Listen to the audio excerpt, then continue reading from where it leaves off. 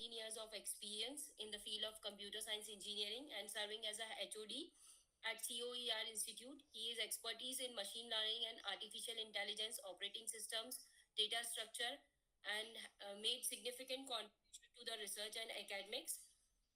Now over to you, Deepak Panoli, sir, for the briefing the session.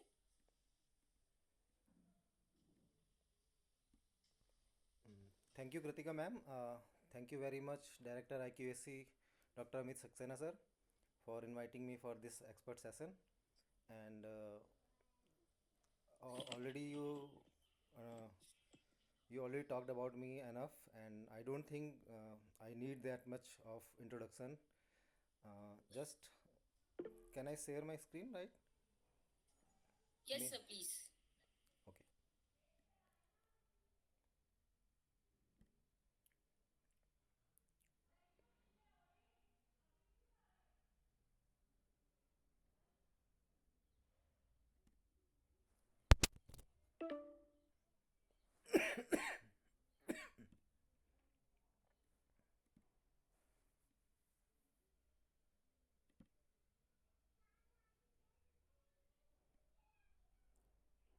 Are you able to see screen?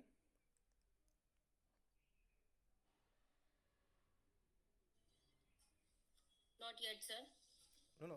Are you able to see this screen? Uh, this one Google Meet screen on your screen? Uh, yes, sir, but your presentation is not visible No, no, to I us. haven't shown my presentation yet. So I just needed to confirm Yes, that you are my visible. Yes, sir, you are visible and your voice is clear. now you can see my presentation, right? No, sir, not yet. Now,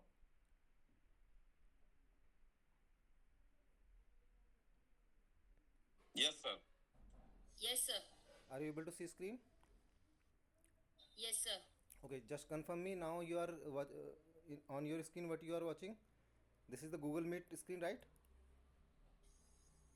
Yes, sir. And now you are watching my PPT, right?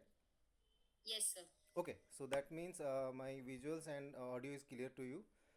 So let me start. Yes, sir. Thank you very much, Oriental University and IQAC, for inviting me on this session on AI for research paper writing and journal selection. I have just added these two topics to that, but generally I would recommend that we will just go for just PPT, and after that I will show you how to use those AI tools. First of all, can I get the numbers? How many of you are from beginner of your PhD, right? Which are in first year only?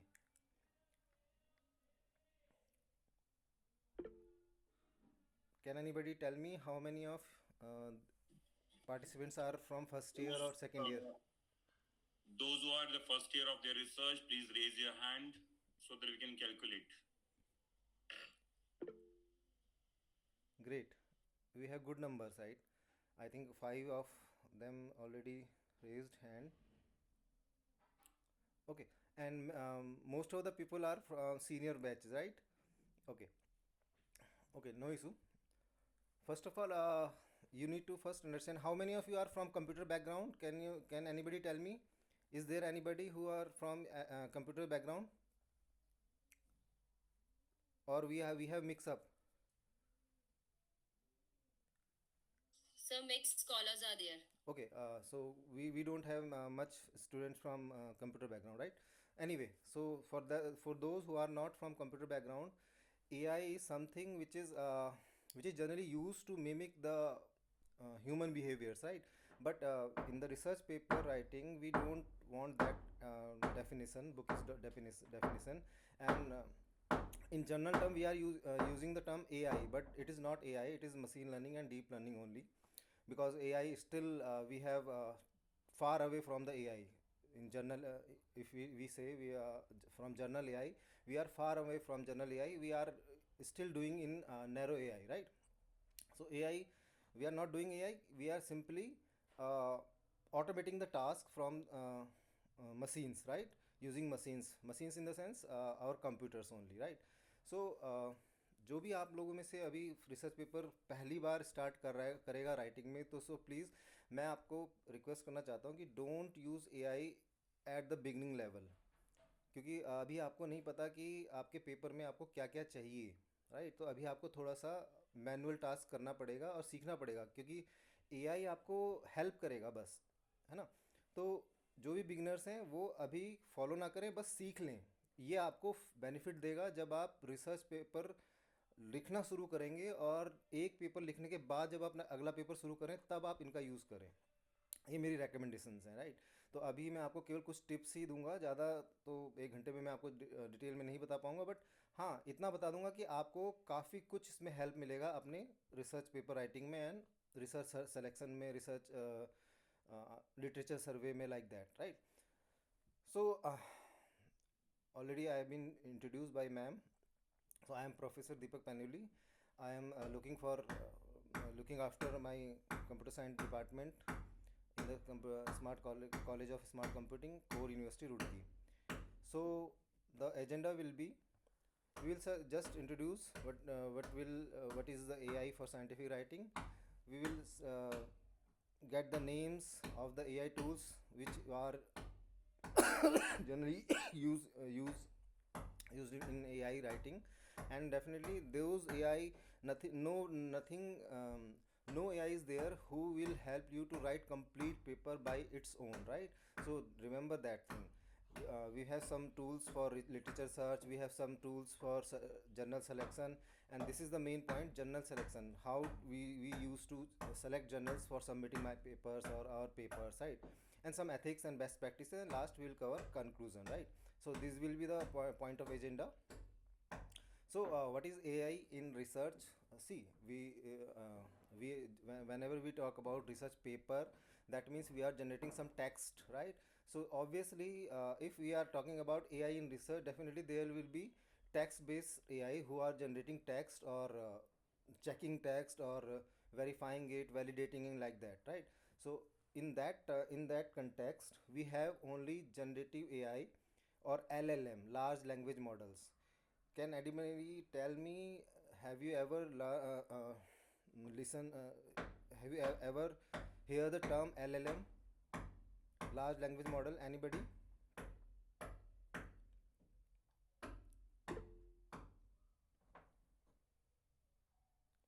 किसी ने कभी नाम सुना है LLM का? Yes, sir.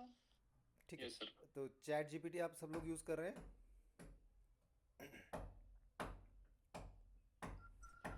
Yes, sir. ठीक है, तो Yes, sir. Chat GPT, Yes, sir. Gemini, ये सारे आपके LLM हैं, लार्ज लैंग्वेज मॉडल, जो कि ट्रेन किए गए हैं किसी न किसी डाटा पे, और तब आप उनका यूज़ कर पा रहे हैं। तो ये these are the tools which are used for text generation और query response system, right? It is meant for query response system, where user just input his query, his or her query, and just LLM answer it, right? By using learning he got from 10 years of data, right? Like आप जैसे अभी आप बात कर रहे हैं chat GPT की, तो जब चैट जीपीटी लॉन्च हुआ था तो वो केवल 2015 से 2020 तक के इंटरनेट के डेटा पे ट्रेन हुआ था। इसीलिए उस समय जब आप उससे कुछ भी पूछ रहे थे तो समटाइम्स वो आपको वो आंसर दे पा रहा था, बट समटाइम्स वो नहीं दे पा रहा था। क्यों? क्योंकि आप कुछ ऐसी चीज़ें उससे पूछ रहे थे जो कि जिस पे वो ट्रेन ही नहीं हुआ है। तो अगर हम एआई की बात करें तो एआई, आप लोगों को सबको पता होगा कि एआई है क्या चीज़। एआई सिंपली एक डेटा सेंट्रिक अप्रोच है, जहाँ पर आप एक एल्गोरिथम को पास हिस्टोरिकल डेटा पे ट्रेन करते हैं, और on the basis of that training you will ask him, और you will just ask prediction for future occurrences और फ्यूचर क्वेश्चन, राइट? तो यही चीज़ है आपकी एआई, अगर हम एआई की बात करें in research, right? Generally AI ये नहीं है, ये आप जो बात करें, हम लोग बात करें मशीन लर्निंग या डीप लर्निंग की। एआई रियल में इससे बहुत आगे की चीज़ें हैं जो हम लोग अभी अचीव नहीं कर पाए हैं, और होपफुली शायद अचीव कर जाएं, और वो ख़तरनाक स्टेट होगी, क्योंकि फ्यूचर में आपको पता है कि दो ग्रुप में बटा हुआ है एआई, कोई एआई के पक्ष में, कोई एआई के पक्ष में नहीं है। क्योंकि एआई अगर आपने फुली फ्री छोड़ दी तो चांसेस आर देयर कि वो ह्यूमन काइंड्स के लिए ख़तरनाक साबित हो जाए। तो वो आप लोगों ने पास्ट में अपने मास्टर्स डिग्री में या फिर कभी बैचलर्स में कभी ना कभी सुना होगा ये चीज़, और या फिर मूवीज़ में देखा होगा कि एआई खतरनाक भी हो सकती है आपकी, ठीक है। बट जब हम रिसर्च की बात करेंगे तो हम बात करेंगे लार्ज लैंग्वेज मॉडल्स की, जहाँ पर हम टेक्स्ट जनरेट कर रहे हैं, है ना। एनएलपी यूज़ की जाती है आपकी समराइजेशन, नेचुरल लैंग्वेज प्रोसेसिंग। जैसे कि आप में आप लोग आपके सबके फ़ोन में एक ना एक असिस्टेंट है, लाइक जैसे अगर एप्पल यूज़ करें तो सिरी है, और अमेज़न का एक है अलास्का, पता नहीं क्या नाम है उसका। ऐसे ही सबके अपने अलग अलग है ना। तो जो आप ये यूज़ करें इसे हम नेचुरल लैंग्वेज प्रोसेसिंग टूल्स कहते हैं, और ये हमारे पर्सनल असिस्टेंट हैं। ऐसे ही आपकी एनएलपी जो हमारा डेटा होता है, आप एआई को कोई डेटा दीजिए, वो उस पर आप उससे क्वेश्चन पूछिए, वो आपको उसके आंसर्स देगा ऑन द बेसिस ऑफ जो भी आपने उसको अपलोड करके दिया होगा, राइट। और नेक्स्ट एआई आपकी कहाँ पे यूज़ होगी, जहाँ पर वो आपको असिस्ट कर सकती है, या फिर आपकी आपकी जो कहते हैं ना जो टेक्स्ट राइटिंग है उसे इन्हेंस कर सकती है, राइट। या फिर आप जो गलतियाँ नहीं पकड़ सकते टेक्स्ट में, वहाँ पर वो आपको हेल्प कर सकती है। तो अगर आप हेल्प के लिए यूज़ कर रहे हैं AI, then well and good. अगर आप चाहते हैं कि आपका जो एआई है वो पूरा का पूरा research paper as it is निकाल के दे दे, वो निकाल भी देगा, बट आपको उसको वैलिडेट करना पड़ेगा, क्योंकि आप ट्रस्ट नहीं कर सकते कि वो डेटा कहाँ से जनरेट कर रहा है। अगर आप देखें तो अगर आप किसी ने अगर थोड़ा बहुत भी जीपीटी के बारे में थोड़ा सा पढ़ा हो, चैट जीपीटी के बारे में न्यूज़ में भी पढ़ा हो, तो उसमें एक प्रॉब्लम है जिसे हम कहते हैं हेलुसिनेशन प्रॉब्लम, जो कि वो इररिलेवेंट डेटा भी समटाइम जनरेट कर देता है, क्योंकि वो ट्रेनिंग में से डेटा निकालता है, ट्रेन डेटा में से, राइट। तो this is the AI in research, okay. ये एकेडमी राइटिंग का एक फ्लो है, इस पे हम ज़्यादा नहीं जाते क्योंकि टाइम कम है हमारे पास, तो हम लोग टूल्स पे जाएंगे सीधा। Why A I matters for researchers, क्योंकि समटाइम्स आप क्या देखेंगे, आप पाएंगे कि अगर आपका एक कहते हैं ना कि एक सिंगल ह्यूमन का एक सोचने का दायरा होता है, कि भाई वो एक मोनो उस पर चाहता है, मतलब उसकी अगर एक सोच देखें तो एक सीमित दायरे तक ही रहती है। बट अगर आप उसके साथ एआई से कुछ पूछना शुरू कर दें, एआई से आंसर्स निकालना शुरू कर दें, तो चांसेस आर देयर कि कुछ इंसाइट्स आपको ऐसी ऐसी मिलें, कुछ आइडियाज़ आपको ऐसे ऐसे मिले जो आपके दिमाग ने नहीं सोचा था। तो वहाँ पर बहुत हेल्प करती है। ये तो मैंने खुद भी देखा है कि आपको एआई, अगर आप एआई की हेल्प ले रहे हैं तो आप आइडिया जनरेशन करवा सकते हैं, बहुत अच्छे अच्छे आइडिया जो कि आप सोच भी नहीं पा रहे थे।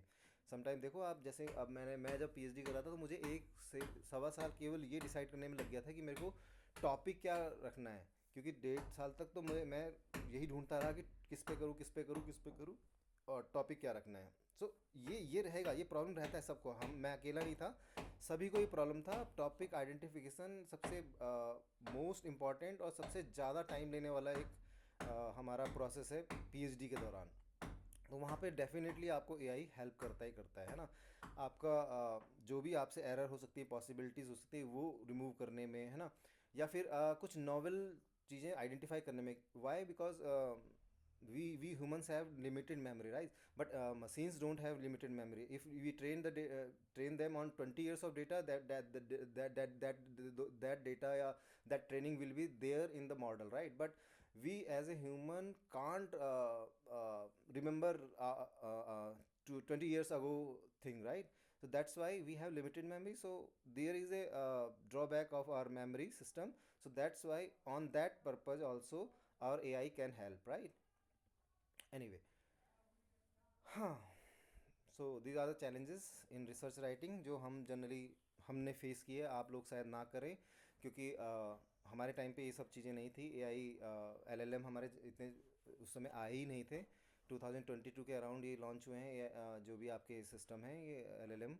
और उससे पहले कोई भी एलएलएम नहीं था, तो हम लोग जो भी करते थे, हम लोग अपने आप से ही सर्च करते थे, और जितने भी टूल्स अवेलेबल थे वो ऑनलाइन ही सर्च करना होता था हमें, है ना। और वहाँ से हमें निकालना होता, कोई भी हमें जनरेट करके नहीं देता था आइडिया। या फिर अगर हम चाहें कि भाई हम इस टॉपिक पे रिसर्च गैप आइडेंटिफाई कर लें, तो उसके लिए मुझे क्या करना पड़ता था कि मैं पिछले 10 साल के पेपर उठाता था, जो कि मोस्ट रेलेवेंट पेपर होते थे, या फिर मोस्ट साइटेड पेपर होते थे। एब्स्ट्रैक्ट और कंक्लूजन के बेसिस पे मैं डिसाइड करता था, और उन्हीं पेपर्स को, सेलेक्टेड पेपर्स को मैं पढ़ के मैं डिसाइड करता था कि ये गैप्स हैं, राइट। बट आज की डेट में ऐसा नहीं है। आज की डेट में आपके पास एआई हैं, आपके पास टूल्स हैं, जो कि आप केवल उस पर अपनी क्वेरी डालो, वो आपके बिहाफ पे सारा काम करेगा, और आपको जो आप चाह रहे हैं, गैप आइडेंटिफाई करना चाह रहे हैं, तो गैप निकाल के देगा। तो अल्टीमेटली आप देखना कि आप जितने भी टूल्स यूज़ करेंगे, आप जितने भी टूल्स यूज़ करेंगे वो सब एआई ही है, और एआई को अगर आपको यूज़ करें तो आपको प्रॉपर प्रॉम्प्ट इंजीनियरिंग आनी चाहिए। जस्ट अ मिनट, हाँ, गिव मी 1 मिनट।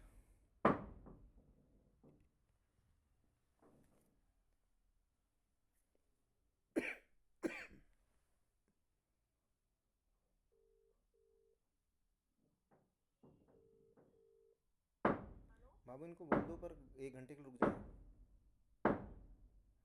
उसमें जा रही है आवाज़।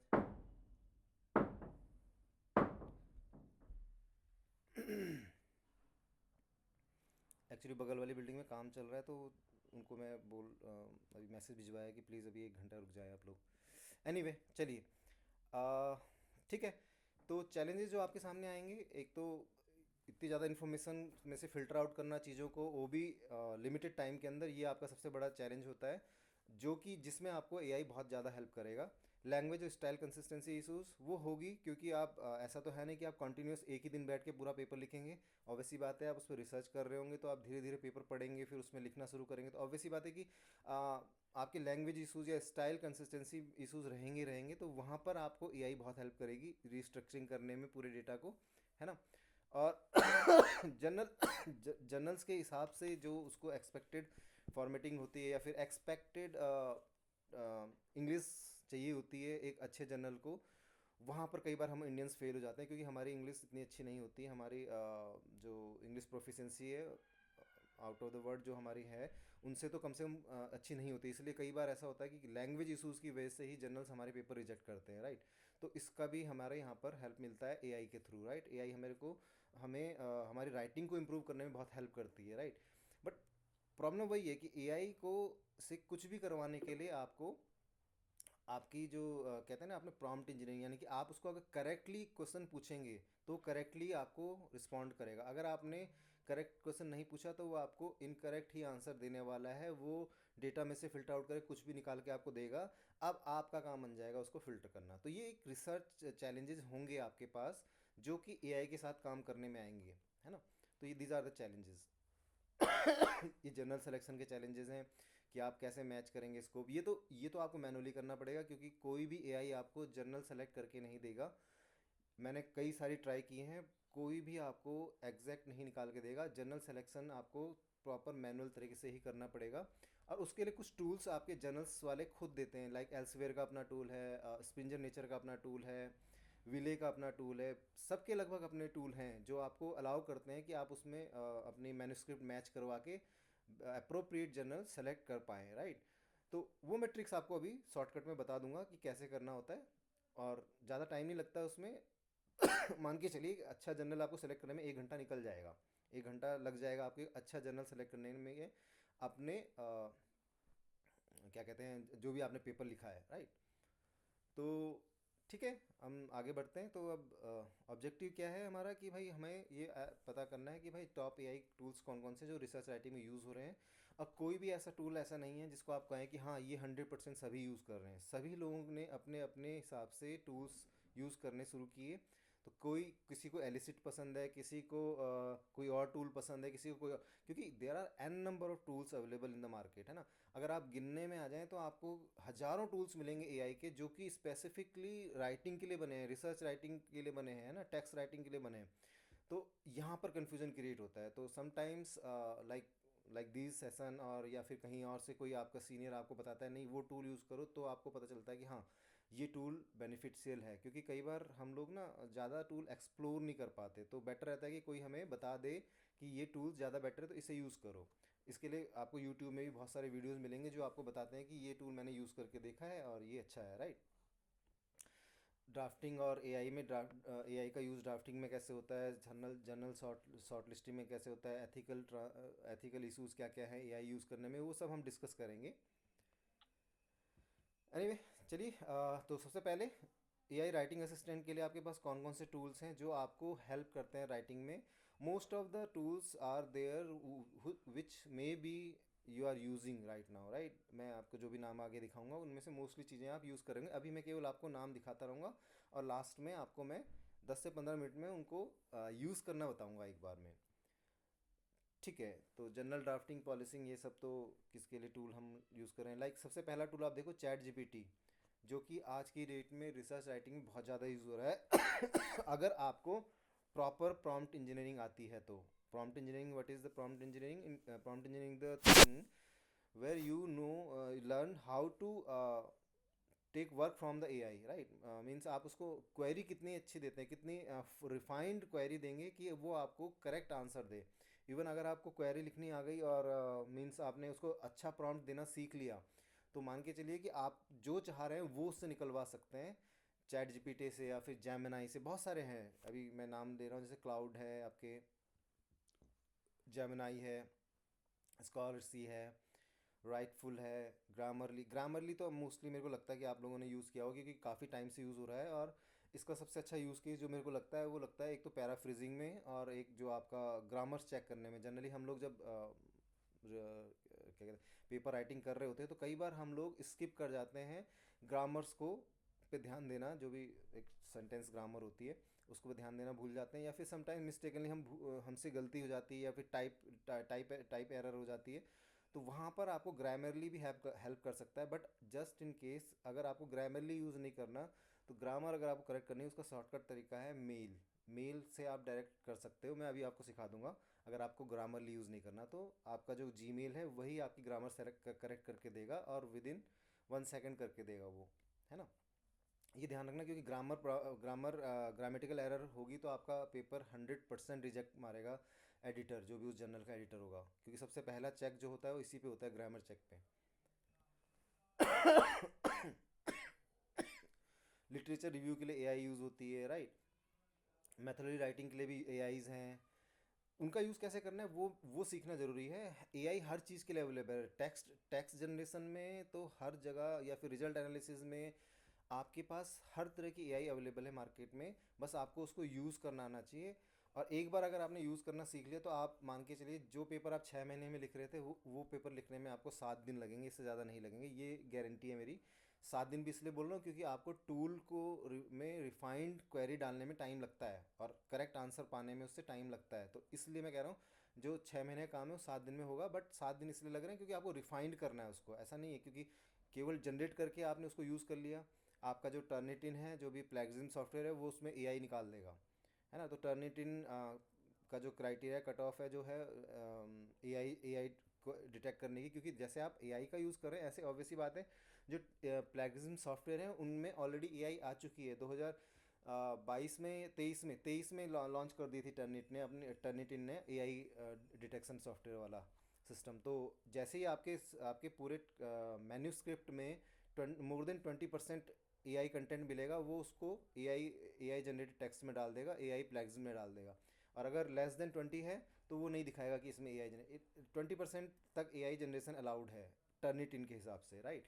बट ऐसा नहीं है। बट अगर आपने मान लो पूरा पूरा पेपर ही एआई से बनवा दिया, तो वो पक्का AI, क्योंकि देखो एआई के लिखने के तरीके में और आपके लिखने के तरीके में बहुत ज़्यादा अंतर है। और देर आर सिम्टम्स कि पता करना, कि भाई पता करने में कि भाई आपने आपने जो जिस टेक्स्ट पे आप प्लेगजिम चेक कर रहे हैं वो एआई ने लिखा है या आपने लिखा है, ये बहुत आसान है उनको पता डिटेक्ट करना। इसलिए टूल्स बहुत इजीली डिटेक्ट कर पाते हैं कि आपने एआई से लिखवाया। अब एआई राइटिंग को ह्यूमनाइज करने के लिए भी टूल है। आप एआई से लिखवाओ, उसे ह्यूमनाइज कराओ, उसके लिए भी टूल है, वो भी मैं बताने वाला हूँ आगे। तो इसीलिए मैं ज़्यादा पीपीटी पे ज़्यादा आपको फोकस नहीं करवा रहा हूँ, मैं सीधा आपको हैंड्स ऑन पे ले जाऊँगा। एआई फॉर डिस्कशन, ये सब होता है एआई के थ्रू। एब्स्ट्रैक्ट जनरेशन, ये सब मत करवाना, केवल कंटेंट जनरेट करवाना है। एब्स्ट्रैक्ट मोस्ट इंपॉर्टेंट पार्ट है आपके पेपर का। अगर वो भी आपने एआई से लिखवाया, तो चांसेस आर देयर कि आपका पेपर गलत एब्स्ट्रैक्ट एक्सेप्ट करे और वो रिजेक्ट हो जाए जर्नल से। तो जो एब्स्ट्रैक्ट है और कंक्लूजन है, इसको हमेशा अपने आप लिखना पेपर को गो थ्रू होने के बाद ही। कभी भी इसके लिए एआई यूज़ मत करना। अगर आप एआई यूज़ करोगे, तो मे बी द चांस कि वो उसमें वो चीज़ डाल दे जो आपके पेपर में है ही नहीं, राइट? तो ऐसी चीज़ें कभी जनरेट नहीं करवानी है हमें। हाँ, प्लेगजिम डिटेक्शन ये मैंने अभी आपको बताया। जैसे ग्रामरली है, आपका क्विल बोट है टूल, उनका यूज़ जनरली मेरे को लगता है कि आप लोगों ने किया भी होगा, right? Are you with me guys? Yes, sir. Okay, okay, ठीक है। Yes, sir. Yes. ठीक है ठीक है ठीक है, मुझे पता, अच्छा लगता है कि आप लोग कनेक्टेड हैं, तो बीच बीच में बात होती रहती है, तो अच्छा लगेगा कि आप लोग भी सुन रहे हैं या सीख रहे हैं। एनीवे, चलिए हम आगे बढ़ते हैं। और लिटरेचर सर्च के लिए आपके पास सिमेंटिक स्कॉलर है, कनेक्टेड पेपर्स है। इसमें क्या है कि आप जिस भी पेपर को आप इसमें डालेंगे, उसका रेफरेंस किस किस पेपर में कनेक्ट से कनेक्शन है उसका, वो सारा निकाल के दे देगा। और आप जब भी सेलेक्ट करेंगे किसी को, तो उसमें आपको बता देगा कि ये पेपर में इसका साइटेशन हुआ है ये पेपर है, तो इससे कनेक्टेड जितने भी पेपर्स हैं वो सारे आपको दिखा देगा। तो इससे क्या होता है, इससे आपको एक ग्लिम्स मिल जाता है कि ये जो मान लो मैं ये मैं legal diagnosis using machine learning पे पेपर सर्च कर रहा हूँ, तो मान लो ये आया, तो मेरे को कम से कम ये पता चल गया कि हाँ, इस ईयर में इसने इसे साइट किया है, तो इसने पक्का ये काम हुआ है, मतलब पास्ट 10 ईयर्स में ये काम हुआ है, और ये मोस्ट कनेक्टेड पेपर है। समटाइम्स देखना आप, कई लोग क्या करते हैं कि शॉर्टकट अपनाते हैं और वो कंटेंट जनरेट करते जाते हैं, बाद में साइटेशन डालते हैं, और साइटेशन डालते हैं तो उनसे मिस्टेक ये हो जाती है कि वो करेक्टली कनेक्ट होता ही नहीं है उस पेपर से, है ना। तो वो कई बार ऐसा ऐसा साइटेशन हो जाता है कि जो कि मैंने मेडिकल डायग्नोसिस यूजिंग एआई पे पेपर बनाया, और वो उसने मुझे जो साइटेशन प्रोवाइड करा, जो मैंने सर्च करा और मैंने ध्यान भी नहीं दिया, तो उससे कई बार होगा कि वो मशीन लर्निंग का जो यूज़ केस दिखा देगा साइबर सिक्योरिटी में। तो अब आप खुद ही सोचो, जब आप वो पेपर सबमिट करेंगे और जब उसकी प्रूफ रीडिंग होगी, तो सबसे पहला जो रिव्यूअर कमेंट मारेगा वो यही मारेगा कि भाई, आपका पेपर तो मेडिकल डायग्नोसिस पे है, और आपने जो साइट किया हुआ है, साइटेशन प्रोवाइड किया हुआ है, वो किसका दिया हुआ है, साइबर सिक्योरिटी पे मशीन लर्निंग वाला। तो ये आपका तो इरेलीवेंट हो गया, तो ऐसे वो रिजेक्ट हो जाएगा आपका पेपर, है ना। पूरे 100% चाह रहे कि रिव्यू से रिजेक्ट मारेगा, रिव्यूअर से रिजेक्ट मारेगा। तो ये कनेक्टेड पेपर एटलीस्ट आपको हेल्प करेगा ये आइडेंटिफाई करने में कि जो आपने साइट किए हैं पेपर्स, वो रियली कनेक्टेड हैं भी उससे या नहीं है, राइट। तो ये अच्छा यूज़ केस है, बहुत अच्छा यूज़ केस। रिसर्च रैबिट हो गया आपका, है ना, कंसेंसस हो गई, बहुत सारी, मतलब आप देखेंगे ना, आपको अगर मैं लिस्ट दिखाने लगूँ तो thousands of AI are there, but आपको कौन सी ज़्यादा सुटेबल लगती है वो आपको डिसाइड करना है। मैं तो आपको वो इनके नाम बता रहा हूँ, और मैं उन टूल्स पे आपको बताऊंगा जिन टूल्स का मैंने यूज़ किया हुआ है, राइट। तो हो भी सकता है कि वो टूल्स आपको पसंद आए या ये भी हो सकता है कि आप किसी ऐसे टूल को जानते हो जिस जो मैंने नहीं बताया, बट वो आपको आपको इससे भी अच्छा रिजल्ट देता हो। तो इट डिपेंड्स कि आपने कितना रिसर्च किया हुआ है इस चीज़ में, राइट। एलिसिट ये बहुत अच्छा है, ये आपको लिटरेचर सर्वे करके दे देगा। बहुत बढ़िया टूल है ये एलिसिट, इसमें दिखाऊंगा मैं अभी आपको। पेपर समराइज करने के लिए आपके एन नंबर ऑफ टूल्स हैं आपके पास, वो भी हम देखेंगे, ठीक है। इस पे भी नहीं जा रहे हम लोग। जनरल सिलेक्शन, ये मैं आपको पूरा बताने वाला हूँ। जनरल सिलेक्शन क्यों मैनुअल ज़्यादा बेटर है AI असिस्टेंट से, क्योंकि जो मैनुअली आप देखोगे तो मैनुअली में आप हर चीज़ देख रहे होंगे, और क्योंकि देखो जनरल ऐसा तो है नहीं कि आप एक पेपर को एन नंबर ऑफ जर्नल्स में सबमिट करने वाले, ऑब्वियसली बात है एक पेपर को आप पहले एक जर्नल में ही सबमिट करोगे। तो किसी एक को आइडेंटिफाई करने के लिए हमेशा ट्रेडिशनल मेथड्स ही ज़्यादा बेटर रहते हैं बजाय AI असिस्टेंट मेथड के, राइट। या तो मुझे ऐसा होता, मेरा यूज़ केस होता कि मेरे को अपने पेपर को 10 जर्नल्स में डालना है, तो मैं AI से, क्योंकि अपने मैनुअली अगर मैं करने बैठूँ तो मेरे को 10 जर्नल ढूंढना थोड़ा टफ टास्क होगा, टाइम लगेगा, टाइम कंज्यूमिंग होगा। तो वहाँ पे AI का यूज़ केस समझ में आता है। बट जब मुझे पता है कि मुझे अपना पेपर एक ही जगह पे डालना है, जब तक वहाँ से रिजेक्शन नहीं होगा तब तक मैं दूसरी जगह पे नहीं डाल सकता, क्योंकि ये मेरी जर्नल एथिक्स हैं, ये मेरी रिसर्च एथिक्स बोलती हैं कि भाई एक पेपर को आप मल्टीपल जर्नल्स में नहीं सबमिट कर सकते। तो उसके लिए सबसे बेस्ट रहता है कि आप ट्रेडिशनल मेथड्स का यूज़ करें। वो मैं आपको बताने वाला हूँ कैसे कैसे करेंगे। कुछ पब्लिशर्स टूल्स होते हैं जो आपको अलाउ करते हैं ये काम करने के लिए, वो सब अभी हम देखने वाले हैं। जैसे आपका एल्सवेयर जर्नल फाइंडर है, एल्सवेयर का खुद का है, आप उसमें वहाँ पर सर्च कर सकते हैं यूजिंग योर एब्स्ट्रैक्ट और using your title. You can search कि कौन कौन से जर्नल हैं जो बेस्ट फिट होंगे मेरे इस पेपर के लिए, राइट। तो ये जर्नल एल्सवेयर आपको अलाउ कर रहा है। ऐसे स्प्रिंजर जो जर्नल सजेस्टर है, ये भी है जो स्प्रिंजर नेचर का है। ये अगर आपको स्प्रिंजर के जर्नल सर्च करने हैं अपने कंटेंट के हिसाब से, तो यहाँ पे सर्च कर सकते हैं ऐसे करके। IEEE पब्लिकेशन रिकमेंडर है, ये भी आपने यूज़ किया हुआ होगा कंफर्म, क्योंकि ये मोस्टली यूज्ड टूल है, जो कि जो भी बंदा IEEE में पब्लिश करना चाहता है पेपर को, तो वो सर्च करता है कि मेरे को IEEE का कौन सा जर्नल रहेगा सबसे बेस्ट। तो ये मोस्टली ने यूज़ किया हुआ होता है। तो देखेंगे, हम अभी देखते हैं इसमें। जैने है, ये जो मैं यूज़ करता हूँ MJL क्लैरिवेट, ये आपका वेब ऑफ साइंस का है, ये वन ऑफ द बेस्ट है। अगर आप इसको यूज़ करना सीख गए तो आपको, मेरे को लगता है कि किसी और जर्नल सजेस्टर की ज़रूरत पड़ेगी नहीं, क्योंकि ये वेब ऑफ साइंस का है। तो इसमें मोस्टली जो भी SCI और स्कोपस बेस्ड जर्नल हैं वो मोस्टली आपको इसमें मिलेंगे ही मिलेंगे। 99% आपके सारे जर्नल्स ये कवर करता है। इसीलिए इसको हम MJL क्लैरिवेट नाम है इसका, मास्टर जर्नलिस्ट बोलते हैं हम लोग इसे। और ये वेब ऑफ साइंस का है इसका कॉपीराइटेड। ठीक है, तो हम PPT में टाइम वेस्ट नहीं करते हैं। ये आपको सबको पता होगा कि जनरली जो चीज़ें देखी जाती हैं, इम्पैक्ट फैक्टर देखा जाता है सबमिशन से पहले, पब्लिकेशन स्पीड कितनी है उसकी वो देखते हैं हम लोग। क्योंकि देखिए, आप ये देखो कि अगर आप एक पेपर को मल्टीपल जर्नल में नहीं सबमिट कर सकते हो तो आपको ये भी देखना पड़ेगा कि उसका रिव्यू टाइम कितना है। क्योंकि आपको आपको नहीं पता कि वो हो सकता है अगर उसका रिव्यू टाइम 6 महीने का हो और 6 महीने बाद वो आपको रिजेक्शन दे। तो आप क्या करते हैं कि हमेशा पहले ऐसे जर्नल्स में पेपर डालते हैं जिसका रिव्यू टाइम या फिर रिस्पांस टाइम बहुत कम है, मतलब वो फर्स्ट डिसीजन जो देता है वो बहुत जल्दी दे देता है। तो पहले हम उनको ही फिल्टर आउट करते हैं, राइट। वो MJL से कैसे करते हैं मैं दिखाऊंगा आपको। MJL में सारी फैसिलिटी है वो। ठीक है। ओपन एक्सेस और सब्सक्रिप्शन, ये आपने सुना भी होगा।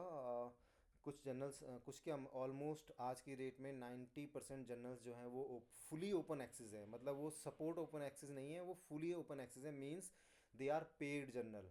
But sometimes we don't recommend to submit our paper on open access because we don't have that much money or our university don't support it, right, sometimes. So हम लोग generally जाते हैं सब्सक्रिप्शन बेस्ड मॉडल पे, जहाँ पर क्या होता है कि भाई जो आपका ऑथर है उसको कुछ पैसा नहीं देना होता, बट वो जो भी उसका रीडर है वो उससे पैसा लेते हैं, राइट। तो हम लोग इसी मॉडल पे जाते हैं जनरली। और इसमें एक लॉकिंग पीरियड होता है, कुछ का 1 साल होता है, कुछ का 2 साल होता है। कि 1 साल या 2 साल तक वो पेपर आपका लॉक रहेगा, मतलब वो केवल उन्हीं को ही शो होगा जो सब्सक्रिप्शन जिनके पास उस जर्नल का सब्सक्रिप्शन होगा या फिर जो पे कर रहे होंगे, राइट। और 1 या 2 साल बाद वो ओपन हो जाएगा, राइट।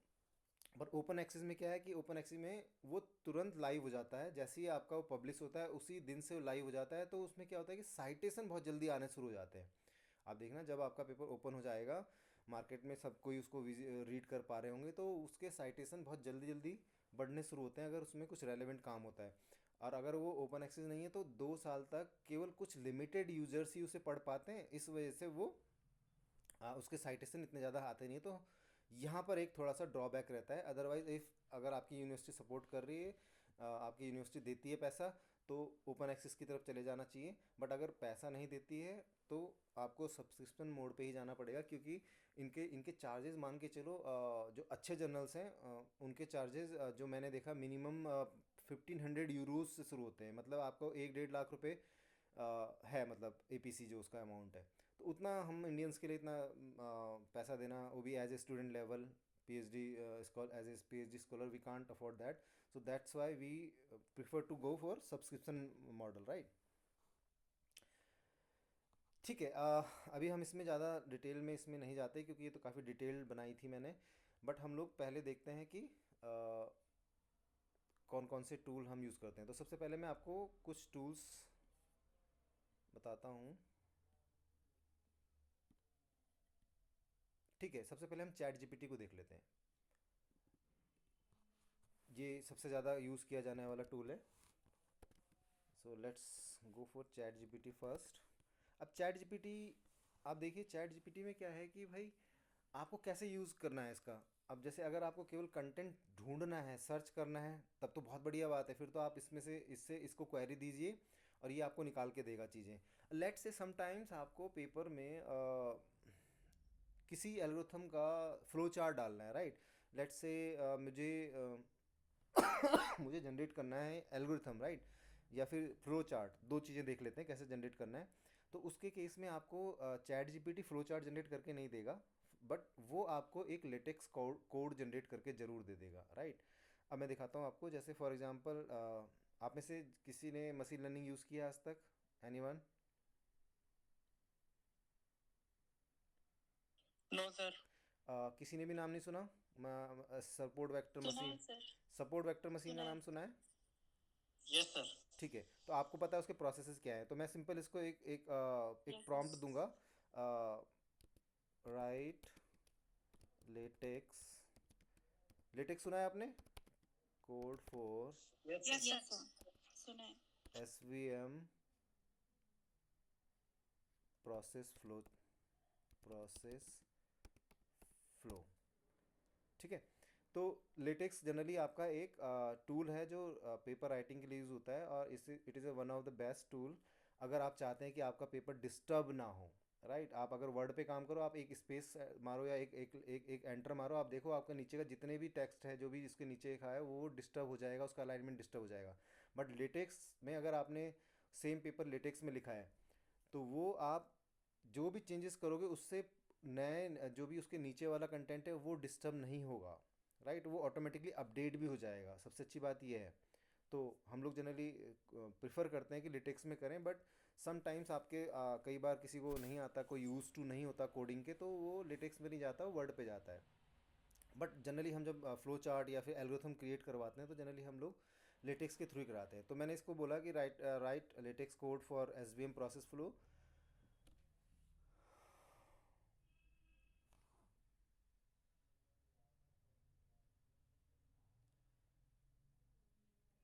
अब देखिए ये आपको जो दिख रहा है ये लेटेक्स का कोड है ना। कोड क्या है, मतलब जैसे आपकी HTML लैंग्वेज होती है ऐसे ही है, और बहुत आसान है। मतलब शुरू में आपको अभी लग रहा होगा ये बहुत टफ सा, ये कुछ नहीं है ज़्यादा टफ, ये बहुत आसान है। एक बार अगर आपको समझ में आ गया तो ये आपके लिए बहुत ही सिंपल कोड है।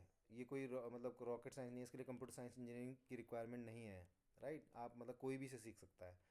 अब मैं इस कोड को कॉपी करूँगा। अब चूंकि मैंने लेटेक्स अपने सिस्टम पे नहीं डाला हुआ है, मैंने उसका अल्टरनेट है ओवरलीफ जो लेटेक्स कोड को अलाउ करता है। ठीक है, ये ओवरलीफ है, ये भी लेटेक्स का एडिटर है आपका। ठीक है, फॉर एग्जांपल मैंने ये कोई पुराना कोड है और मैं इस पर कंट्रोल A, और मैंने वो कोड यहाँ से कॉपी किया था। अभी देखो मैंने यहाँ पे कॉपी किया, ये कोड यहाँ से कॉपी किया था, यहाँ पे कॉपी कोड का ऑप्शन देता है ये। उसके बाद मैंने यहाँ पे कंट्रोल A मारा ताकि पूरा डाटा सेलेक्ट हो जाए, और उसको रिमूव करके मैंने पेस्ट कर दिया उस कोड को जो मैंने अभी ChatGPT से कॉपी किया था। राइट, अब मैं इस पर कंपाइल करवाता हूँ। ये फ्लो चार्ट बना दिया उसने SVM का। मतलब आपको अब ड्राइंग करने की ज़रूरत नहीं है, पूरा प्रॉपर कोड, एक डेटा कोड जो पूरा का पूरा फ्लो चार्ट वो बना देगा आपके लिए। और ये मतलब कॉम्प्लेक्स से कॉम्प्लेक्स कोड भी जनरेट कर देता है। अगर आप इससे कहें कि XGBoost का बनाना है तो XGBoost का भी बना देगा। Let's try. अभी आपने सिंपल डाला है, अभी हम इसको XGBoost के लिए बोलते हैं। Sorry, XGBoost। XGBoost भी एक मशीन लर्निंग एल्गोरिथम है। XGBoost। राइट, मतलब आपको इसके लिए कोडर होने की ज़रूरत नहीं है।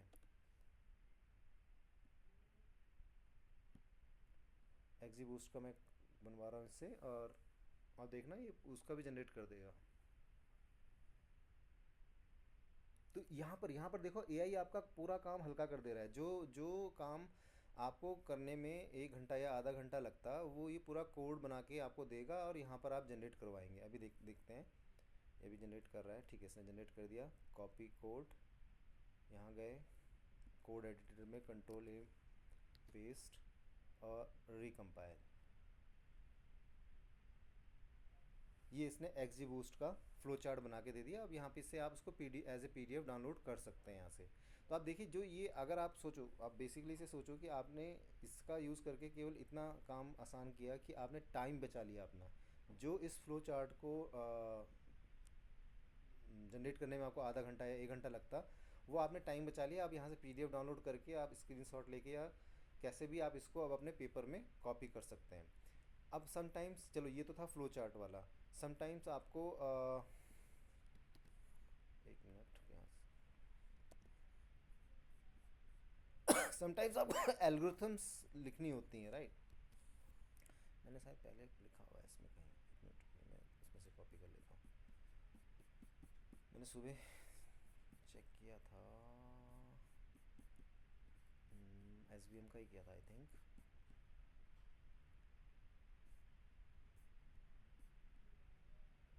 ये फ्लो चार्ट, हाँ ये था।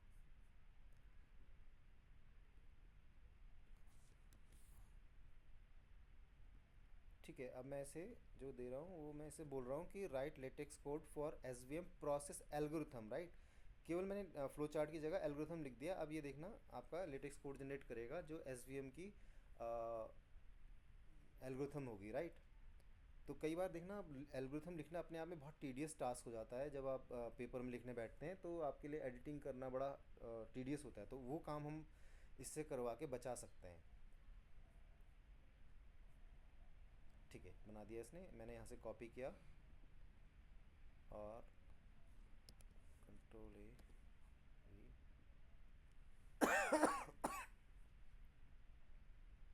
देखिए ऐसे ही लिखते हैं हम लोग पेपर में, राइट।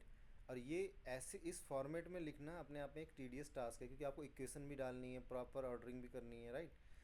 तो ये इसने आपका एक मिनट में एल्गोरिथम जनरेट करके दे दिया, और ये बहुत ही सुंदर एल्गोरिथम है। और ये प्रॉपर उस फॉर्मेट में, जिस फॉर्मेट में जनरली जर्नल जो भी जर्नल्स होते हैं वो चाहते हैं कि आप एल्गोरिथम ऐसे लिखें। अदरवाइज आप ऐसा कोई हार्ड एंड फास्ट रूल नहीं है, बट आप अगर ऐसे लिखते हैं तो उन्हें लगता है हाँ एक प्रोफेशनल वे में लिख रहा है बंदा। तो है ना ये आसान, काफ़ी आसान था। चैट जीपीटी का मोस्ट ऑफ द टाइम हम लोग यही यूज़ करते हैं। हम उससे कंटेंट जनरेट नहीं करवाते, हम उससे एल्गोरिथम्स और फ्लो चार्ट जनरली जनरेट करवाते हैं। तो आप लोगों ने जिन्होंने भी पेपर लिखा हुआ होगा, कभी आप देखना जिसने भी एल्गोरिथम कभी लिखी होगी तो इस फॉर्मेट में अगर लिखी होगी तो कितना टाइम लगा होगा उसे, राइट। Yes, sir. तो ये आपका बहुत टाइम बचाएगा। मेनली आपको एआई का यूज़ करना है अपना टाइम बचाने के लिए और अपने राइटिंग स्टाइल को इम्प्रूव करने के लिए, है ना। अब जैसे अब और दूसरी चीज़ दिखाता हूँ मैं, दूसरा आपको टूल चैट जीपीटी का। आपको दोनों दोनों चीज़ें समझ में आ गई। मैं तो यही यूज़ करता हूँ चैट जीपीटी में तो। ठीक है, अब हम चलते हैं चैट पीडीएफ। सबको पता है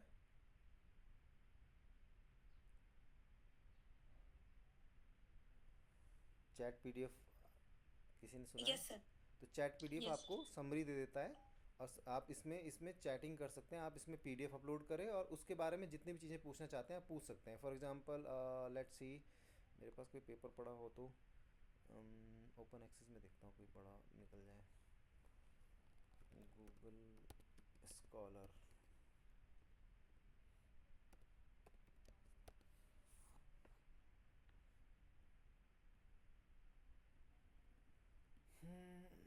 कोई पेपर देखते हैं ओपन एक्सेस मिल जाए।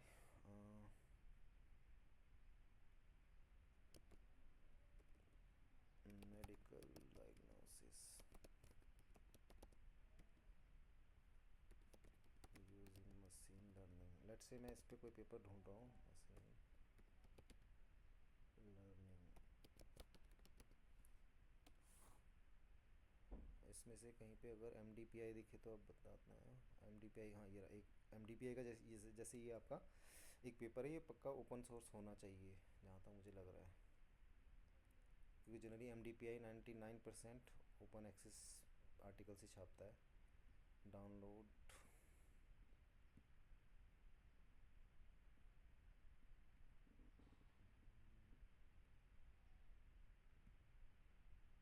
स्लो इंटरनेट है। Am I audible? Yes, sir. Yes, sir. Yes, sir. ठीक है, ठीक है। Yes, sir. मुझे लग रहा है इंटरनेट स्लो की वजह से कहीं ऐसा ना हो मेरी आवाज़ ना जा रही हो। Download,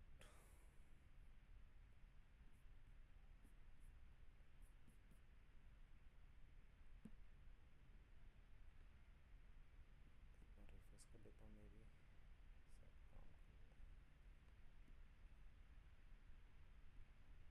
PDF, download PDF.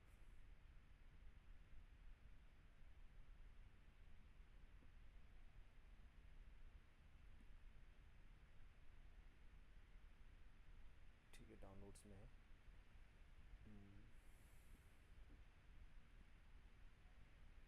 ठीक है, इसमें आप अपना कोई भी पेपर या फिर जिस भी पेपर के बारे में कुछ जानना चाहते हैं या समराइज़ करना चाहते हैं वो आप इसमें अपलोड कर देते हैं। जैसे हमने अभी एक पेपर डाउनलोड किया।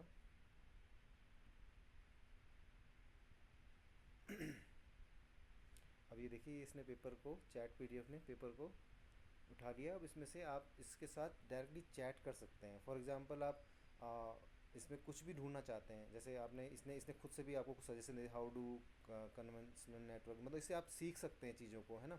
Network specifically improve medical image analysis, मान लो आपने फॉर एग्जांपल यही पूछा इससे, तो ये इस पूरी चैट इस पीडीएफ से पढ़ के आपको आंसर देगा, right.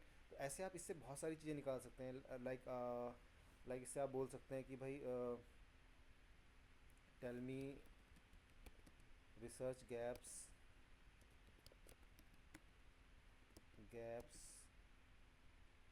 presented on this PDF paper।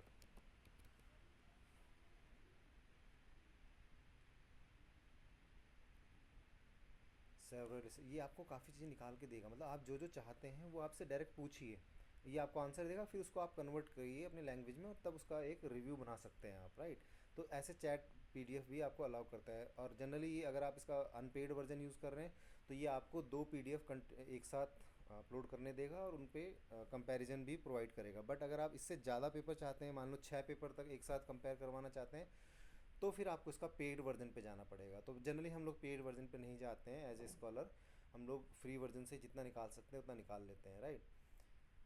तो ये तो हो गया। और भी जैसे आपके हैं, जैसे ये एक टूल है, ये आपका रिव्यू टाइप कर देगा, मतलब आपको कुछ पेपर्स फाइंड आउट करके दे देगा कि भाई, जैसे मैंने इससे पूछा था find last top 5 year top papers on medical diagnosis using machine learning. तो जब मैंने इससे पूछा तो इसने मेरे को 75 पेपर्स निकाल के दिए। अब इसमें इसमें देखिए, अब इसमें इसका यूज़ करने में फ़ायदा क्या है, इसका यूज़ करने में फ़ायदा ये है कि अगर आप खुद से सर्च करते तो आप कहाँ जाते, आप जाते एक मिनट, आप जाते गूगल स्कॉलर पे, गूगल स्कॉलर पे गूगल स्कॉलर पे भी मैं आपको दिखाता हूँ कैसे, कितने अच्छे तरीके से उसको यूज़ किया जा सकता है। गूगल स्कॉलर, ठीक है। मैंने इससे बोला था top paper on medical diagnosis on using machine learning, तो मैं इसको कॉपी कर ले रहा हूँ और मैं गूगल स्कॉलर पे डायरेक्ट उसे सर्च करूँगा, ठीक है। गूगल स्कॉलर का यूज़ केस आप देख लीजिए मैनुअली कैसे करते हैं, ठीक है। अब मैंने ये सर्च किया, इसने ये कीवर्ड्स यूज़ करके जितने भी पॉसिबल पेपर्स थे जो भी छपे हुए हैं वो सब निकाल के दे दिए। अब मैं इसे कहता हूँ मुझे केवल 2025 के सॉर्ट करके दे, पहले मतलब सॉर्टिंग करके दे 2025 से, तो 2025 वाले पेपर ऊपर आ जाएंगे। तो इसमें अब मैं क्या करूँगा, 2025 के 10-20 पेपर जितने भी हैं छपे हुए जो मैं एक्सेस कर पा रहा हूँ उनको मैं पढ़ूंगा और उनके बेस पे मैं 2-3 पेपर सेलेक्ट करूँगा, राइट। तो ये वाला जो टास्क मैं कर रहा हूँ, ये वाला टास्क आपका ये करके ऑलरेडी दे चुका है, ये आपके लिए काम कर चुका है। ये वन ऑफ द क्या कहते हैं, रैंकिंग वाइज आपको बेस्ट पेपर शॉर्ट लिस्ट करके दे देता है। और इससे फिर आप आपके लिए मतलब कहते हैं ना कि एक तो मैनुअल जो आपको करना था टास्क इतना लंबा ढूंढना था और उसमें से फ़िल्टर आउट करना था, वो आपको करके दे दे रहा है ये चीज़। तो ये बेनिफिट है एआई को यूज़ करने का। बाकी इसके बाद फिर आप यहाँ से सेलेक्ट करिए जो जो आपको पेपर रखने हैं और उनको एक्सपोर्ट करके अपना यूज़ कर सकते हैं अपना, जहाँ पे भी आप उसको पढ़ने के लिए या फिर किसी चीज़ के लिए, है ना। अभी मैं आपको दिखाता हूँ एक और टूल, स्टॉम। अच्छा, एक आपने देखा होगा कई बार आप लोगों के दिमाग में आएगा कि यार मेरे को इतना ज़्यादा लिटरेचर सर्वे करना पड़ता है, इसमें टाइम कंज्यूमिंग जॉब है, तो बेटर है कि मेरे को कोई टूल मिल जाए जो मेरे लिए थोड़ा सा लिटरेचर सर्वे कर दे, क्योंकि 100% कोई भी नहीं करेगा, बट ये कि थोड़ा सा कर देगा, राइट। तो आप एक वेबसाइट है आपकी स्टॉम करके, ये स्टॉम आपकी जो है, देखिए आप यहाँ पर देखिए स्टैनफोर्ड यूनिवर्सिटी का वो है ये प्रोजेक्ट, और इसमें आप उसको टॉपिक दीजिए, टॉपिक पे आपको एक लिटरेचर सर्वे करके देगा। फॉर एग्जांपल लेट्स, मैं करके दिखाता हूँ एक बार, ठीक है। मैं इसको बोल रहा हूँ, ये बहुत अच्छा है, मतलब मैंने इसको करके देखा है, बट इसमें बस थोड़ा सा आपको उस पर ध्यान रखना होता है कि भाई जो साइटेशन है वो आपको खुद से करना पड़ेगा, क्योंकि साइटेशन ही करके नहीं देता आपको। तो let's say right a review paper on medical diagnosis using machine learning, right. ये मैंने इसको करके दिया और ये अब मेरे लिए ये काम करेगा। ये एक तरह का एजेंट होता है, एजेंटिक एआई है ये। अब ये आपसे पूछेगा पर्पज़ कि आप ये क्यों करना चाहते हैं, तो आपको इसको देना पड़ेगा कि मैं क्यों करना चाह रहा हूँ ये, क्योंकि आपको ऐसे यूज़ नहीं करने देगा इसे। तो अच्छा खासा ये पर्पज़ मांगेगा आपसे। I want to learn more about this and going to do literature survey. Let's see ये लेता है नहीं लेता, मैं इसको कॉपी कर लेता हूँ, अगर नहीं लिया तो मेरे को इसी को एक्सटेंड करना पड़ेगा आगे। ठीक है, इसने ले लिया है, मेरा कमेंट ले लिया। अब ये इस पर काम शुरू कर दिया, देखो ये ब्राउज़ कर रहा है, अपने आप से कर रहा है पूरा। अब ये मेरे को एक ठीक ठाक सा मतलब बना के देगा, बाकी कुछ तो आपको रिफाइनमेंट खुद भी करना पड़ेगा, क्योंकि वो एग्जैक्ट वैसा नहीं देगा आपको, क्योंकि वो आपके दिमाग की बातें नहीं पढ़ सकता, वो कंटेंट जनरेट कर सकता है। तो जैसे आपको चाहिए वैसा तो नहीं मिलेगा, बट ये कि हाँ कंटेंट आपको मिल जाएगा। अब आपको उसको फॉर्मेटिंग करना और उसको उस फॉर्मेट में डालना जिसमें आप चाहते हैं, वो आपको करना पड़ेगा, राइट। तो ये कर रहा है, थोड़ा टाइम लगता है इसमें, क्योंकि ये अभी पूरे इंटरनेट पे जो जो सर्च कर रहा होगा, जो जो मोस्ट रेलेवेंट पेपर्स हैं उनका यूज़ करके ये आपके लिए एक शॉर्ट रिव्यू टाइप समझ लीजिए इसे, वैसे बना के देगा। ये स्टैनफोर्ड यूनिवर्सिटी का कॉपीराइटेड है, आई थिंक इसने बना दिया है एक माइंड मैप, और इसके हिसाब से देखिए साइड में आपको दिख रहा होगा। अब यहाँ पर आपको टेक्स्ट जनरेट करके देगा, आई थिंक ये कर रहा है जनरेट।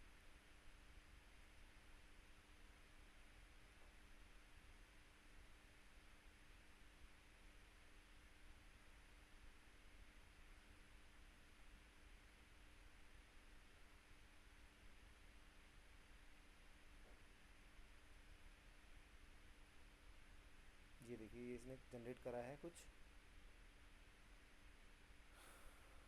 अब देखिए जो मतलब जैसे आप पेपर लिखते हैं जनरली वैसे लिख के दे रहा है आपको, ये बहुत बढ़िया लगा मुझे। बट समटाइम्स जो ये साइटेशन करके दे रहा है, ये समटाइम्स फेक साइटेशन भी होते हैं कई बार, क्योंकि ये आपका एलएलएम जो है इनमें गड़बड़ यही है कि ये समटाइम्स आपको जो साइटेशन दे रहे हैं यहाँ पर, जो भी इसने साइटेशन दिया हो, मे बी द चांस कि वो एग्जिस्ट ही ना करता हो। तो आपको एक बार ये चीज़ वेरीफाई करनी पड़ेगी, अदरवाइज़ मान के चलिए कि ये आपको काफ़ी कुछ चीज़ें करके दे देगा, है ना। मतलब आपके पेपर का कुछ चीज़ें तो निकाल के दे दे रहा है। अब मान लो चलो आपने ये पेपर जनरेट करवा दिया, इसका निकाल दिया, अब जब आप इसको टर्निटिन पे चेक करेंगे तो ये इसको दिखाएगा किस पे कि ये एआई ने जनरेट किया है, क्योंकि कंटेंट को वो वेरीफाई करता है और चेक कर लेता है। तो आपको क्या करना है, मैं आपको एक वेबसाइट बताता हूँ। वो है तो बहुत सारी वेबसाइट्स जो आपका ये काम कर देंगी, जो ह्यूमनाइट कर देंगी टेक्स्ट को, बट जो सबसे बेस्ट है वो, मतलब मैंने भी फील की है, वो 99% बहुत अच्छा काम करती है। उसका नाम है stealth writer, stealth writer AI. ये रही। आपको कुछ नहीं करना, जिसको भी आपको ह्यूमनॉइड करना है उसको, उस डाटा को यहाँ पर डालना है, यहाँ पर डालना है। ठीक है, ये अब मैंने डाटा डाल दिया, ये भी एक्स्ट्रा स्पेसेस हैं इसमें, तो कोई नहीं, वो तो कोई बात नहीं, वो तो ऑटोमेटिक कर लेगा। और इसको ह्यूमोनाइड, यहाँ पर एक बटन होगा ह्यूमोनाइड, उसको आपको कर देना है कहीं इसमें। ठीक है, ये साइन अप करवाएगा आपसे।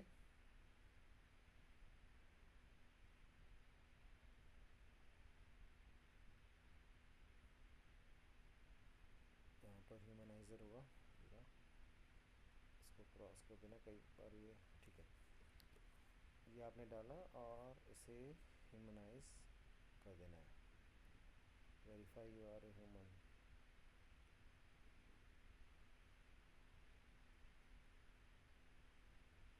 ठीक है, अब ये इस कंटेंट को, ये जो हमने एआई से जनरेट करवाया है, इसको ये ह्यूमनाइज कर देगा, मतलब ह्यूमन लाइक लैंग्वेज में कन्वर्ट कर देगा, ताकि एआई से डिटेक्ट ना करे कि भाई ये एआई से लिखा हुआ टेक्स्ट है। ये आ गया, ये उसने पूरे के पूरे कंटेंट को ह्यूमनाइट कर दिया। यहाँ पर ये कंटेंट आ गया, ये बीच में एक्स्ट्रा स्पेसेस हैं, तो अब जितना भी ग्रीन वाला दिख रहा है ये सब उसने ऊपर वाले टेक्स्ट को ह्यूमनाइट कर दिया, जो यहाँ पर टेक्स्ट लिखा हुआ था ऊपर, उसको उसने ह्यूमनाइज कर दिया। और उसने कहा कि 100% अब ह्यूमनाइज है, मतलब समटाइम्स ये ऐसा भी होगा 95% दिखाएगा यहाँ पर, बट 100% मतलब इसने अब एआई इसमें कहीं पे भी मतलब टर्निटिन या फिर कोई भी प्लैगिंग सॉफ्टवेयर कभी भी इसमें एआई नहीं निकाल पाएगा। क्यों? क्योंकि इसने जो लैंग्वेज को कन्वर्ट कर दिया है ह्यूमन लाइक लैंग्वेज में, जो कि जनरली जो सिम्टम्स होते हैं एआई राइटिंग के वो उसने उसमें से रिमूव कर दिए हैं, राइट। तो ये स्टेल्थ राइटर एक one of the best tool जो मुझे लगा वो लगा। ये आपको हेल्प करेगा जब आप एआई से कुछ जनरेट करवा रहे हैं, राइट, या फिर एआई आ रही है आपके डाटा में। ठीक है, ये तो था आपका स्टॉर्म। ठीक है, नोटबुक एलएलएम, ये भी आपका बहुत इंपॉर्टेंट टूल है, और इसका यूज़ भी आप ऐसे ही कर सकते हैं। इसमें आप जो भी अपलोड करेंगे उसके बेस पे आप इससे क्वेरी कर सकते हैं, और ये आपको आपके रिस्पॉन्सेज जनरेट करता है। तो जनरली मैंने शायद किया था इससे।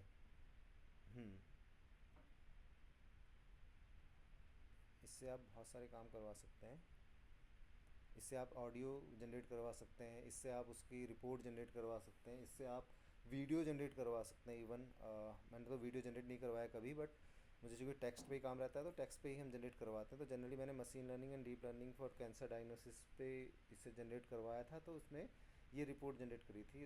आपको देखो यहाँ पर रिपोर्ट जनरेट की हुई दिख रही होगी, राइट। तो ये बहुत अच्छा टूल है। ये भी आपका गूगल का है, और गूगल ने अभी जो निकाला है लेटेस्ट वो भी जो ये है गूगल स्कॉलर में उसने अभी एक लॉन्च किया है, गूगल स्कॉलर लैब करके। ये रहा, ये भी अच्छा टूल है, और ये सिमिलर है गूगल स्कॉलर की तरह, बट ये चूँकि अभी अभी लॉन्च हुआ है तो इस पे भी आप डायरेक्ट क्वेश्चन पूछ सकते हैं उससे। जो जिस भी पेपर, जैसे मैंने से बोला था, find papers from the past 2 years about how to determine whether और abstract summary generated by LLM is grounded. तो उसने ये टॉप पेपर्स निकाल के मुझे दिए, और मैं इन टॉप पेपर्स पे से क्वेरी कर सकता हूँ या फिर कुछ पूछ सकता हूँ, तो ये मुझे उस पर रिस्पॉन्ड करेगा। तो ये अभी चूँकि जस्ट लॉन्च ही हुआ है, तो अभी अभी हम इस पर फुल प्रूफ भरोसा नहीं कर सकते कि ये जो आपको परफॉर्मेंस देगा वो बेस्ट देगा या नहीं देगा। बट हाँ, ये अभी अभी लॉन्च हुआ है। ये भी आपका गूगल का है, और नोटबुक एलएलएम भी आपकी गूगल की ही है। ये भी आपका वही काम करते हैं जो हम जनरली देखते आ रहे हैं। जैसे आपका एलिसिट है वैसे ये भी है। इसमें एक आपका आता है ये हाइपर राइटर, ये भी जनरली टेक्स्ट जनरेट करने के लिए, मतलब लिटरेचर सर्वे टाइप, लाइक जैसे मैंने इससे बोला कि search for scholarly article on machine learning based medical diagnosis and identify key themes and gaps and compile them into a structure review paper proper citation with proper citation. तो उसने ये generate किया मेरे लिए। अब आप ये उसने काफ़ी टाइम लगाने के बाद जनरेट किया, तो ऐसा नहीं है कि आपका कोई एक ही आपको अच्छा लगे। हो सकता है कि आपको किसी को पेपर गाइड अच्छा लगे, किसी को हाइपर राइटर अच्छा लगे, किसी को गेट्स भी अच्छा लगे। तो ये गेट्स बी ने पूरा पूरा रिव्यू पेपर जनरेट करके दिया है ना इस टॉपिक पे। जैसे मैंने उससे बोला था सर्च फॉर, सेम चीज़ मैंने इसको क्वेरी दी थी, तो उसने पूछा कि आप इनमें से किस थीम पे जाना चाहते हैं। तो मैंने उसको बोला explainable AI for clinical decision support. तो उसने ये पूरा का पूरा एनालिसिस करके एक्सप्लेनेबल एआई का जितना चीज़ें वो मुझे निकाल के दे सकता था, पॉसिबिलिटीज़ जो अच्छी अच्छी चीज़ें निकाल के दे सकता वो अब आपको बस कितना केवल काम इतना करना है, जो एआई से आपने जनरेट कराया उसको एक बार बस पढ़ लेना है। आपको पढ़ के पता चल जाएगा कि ये रेलेवेंट है भी या नहीं है। समटाइम्स हो सकता है कि ये कोई बीच का पहरा एक ऐसा जनरेट करे जो कि रेलेवेंट ही ना हो आपके उस पर्टिकुलर थीम के या फिर टॉपिक के, राइट। तो एक बार पढ़ना तो बनता है, आपको पढ़ना पड़ेगा आपको, क्योंकि बिना पढ़े आप उसको पेपर में नहीं डाल सकते। क्योंकि आपने शायद मैंने देखा था किसी ने डाला था पोस्ट, किसी पेपर को एल्सवेयर का कोई जर्नल था, उसने उस पेपर को पब्लिश किया जिसमें चैट जीपीटी का कंटेंट एग्जैक्टली पता चल रहा था कि चैट जीपीटी जनरेटेड है। क्योंकि आप देखो जब भी चैट जीपीटी जनरेट करता है, तो मैं दिखाता हूँ आपको,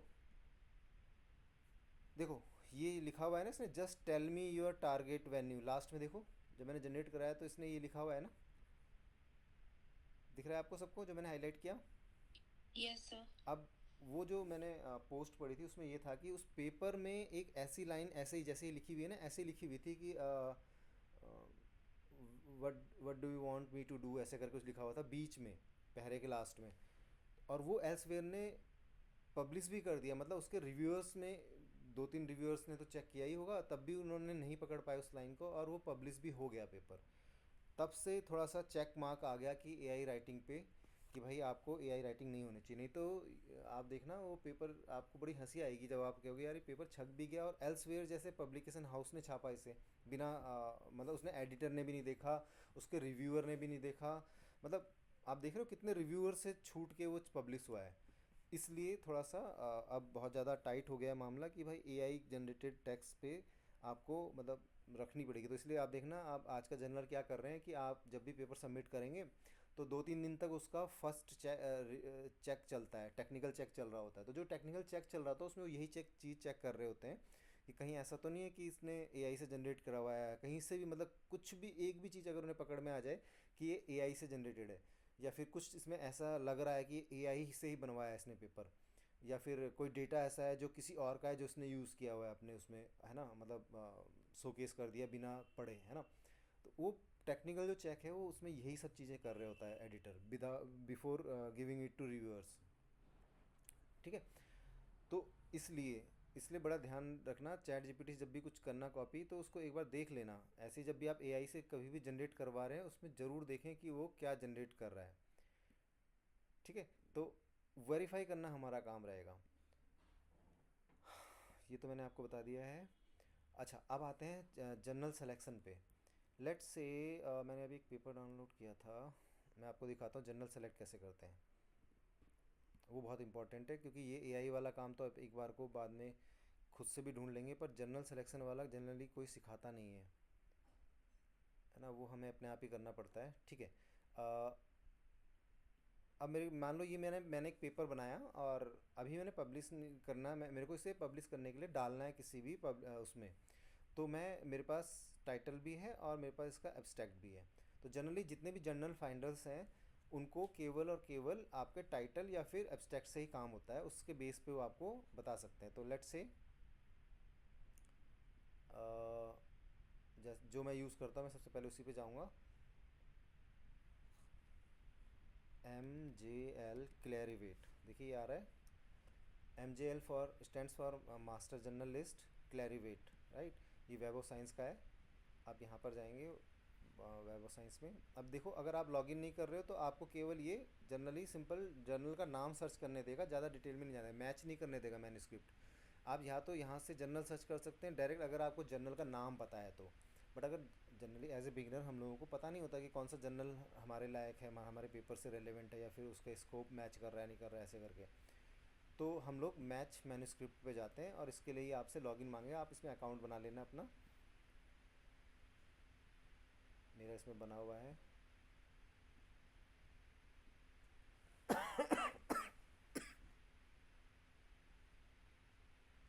ठीक है।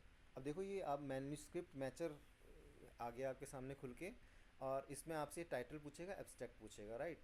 तो हम अपने जर्नल का जो भी हमने पेपर लिखा था उसका टाइटल लेट्स से यहाँ से कॉपी कर लेते हैं,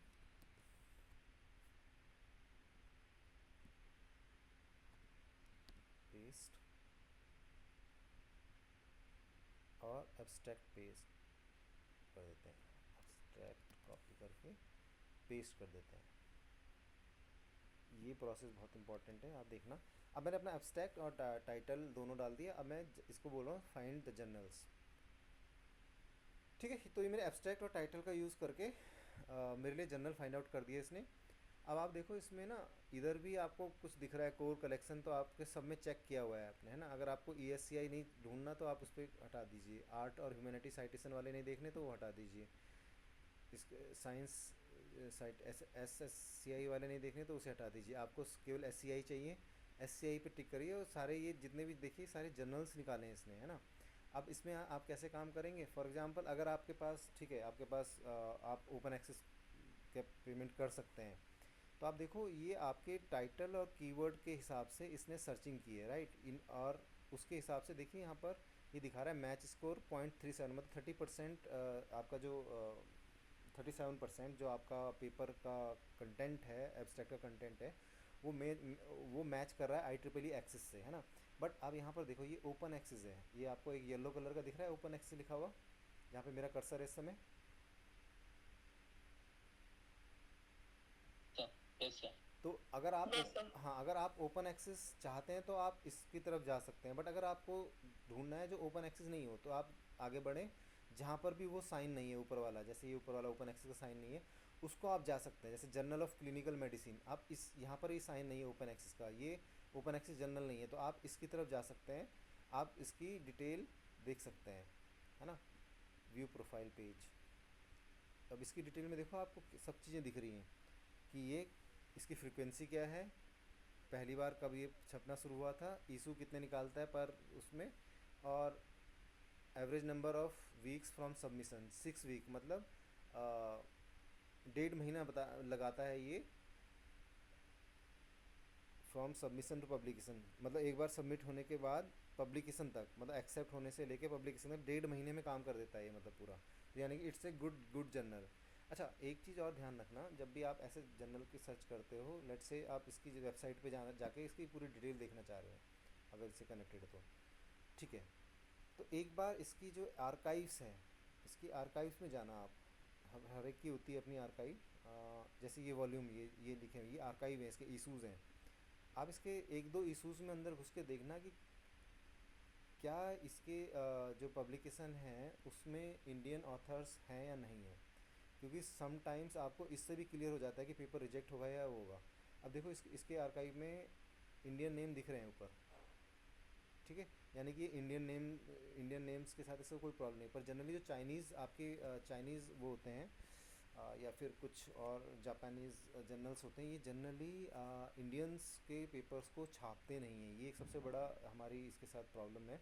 तो एक बार जिस भी जर्नल को आप सेलेक्ट करेंगे उसके अंदर जाके एक बार उसमें देखना क्या वो इंडियंस के पेपर छापे हैं उसने, कहीं ऐसा ना हो कि उसने छापे ही ना हो कभी और आप फालतू में सबमिट कर रहे हो, 1.5 महीना वेस्ट कर रहे हो अपना, है ना। तो ये भी ज़रूर देखना चाहिए। बाकी डिटेल तो मोस्टली यहाँ पर आ जाती है, तो इससे आपको पता चल जाता है। इसका कलेक्शन आपको दिख रहा है, ये SCI जर्नल है ना। तो SCI जर्नल मतलब one of the best journal माना जाएगा ये।